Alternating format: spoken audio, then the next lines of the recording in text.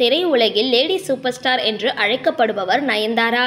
தமிழ் சினிமாவில் ஐயா படம் மூலம் அறிமுகமான இவர் தற்பொழுது பாலிவுட் வரை சென்றுவிட்டார். சினிமாவில் தனக்கென்று ஒரு அழிக்க முடியாத இடத்தை தக்க வைத்துக் கொண்ட இவர் இன்று வரை கதாநாயகி என்ற இடத்தை காப்பாற்றி வருகிறார். 20 ஆண்டுகளுக்கு மேலாக திரையுலகில் ஆதிக்கம் செலுத்தி வரும் நயன்தாரா ரசிகர்கள் மத்தியில் தனக்கென தனித்துவமான இடத்தை பிடித்துள்ளதுடன் குறுகிய காலத்திலேயே தனக்கென ஒரு ரசிகர்கள் பட்டாளத்தையே உருவாக்கி கொண்டார். தமிழ், தெலுங்கு, மலையாளம் என தென்னிந்திய மொழிகளில் முன்னணி நடிகையாக வலம் வந்த அவர் சமீபத்தில் வெளியான ஜவான் படத்தின் மூலம் பாலிவுட்டிலும் தடம் பதித்துள்ளார். இந்த திரைப்படம் மிகப்பெரிய ஹிட் கொடுத்துள்ளதுடன் வசூலியும் குவித்துள்ளது.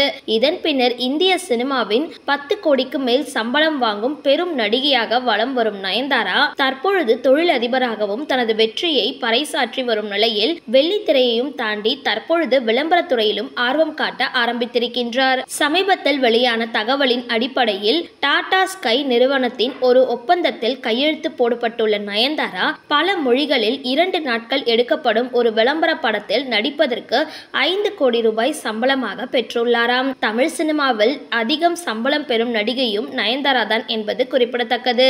இந்த வீடியோ பிடிச்சிருந்தால் லைக் பண்ணுங்க, ஷேர் பண்ணுங்க. மேலும் இது மாதிரி வீடியோஸ்லாம் தெரிஞ்சுக்க மறக்காம யோகி டாக்ஸ் சேனலை சப்ஸ்கிரைப் பண்ணுங்க.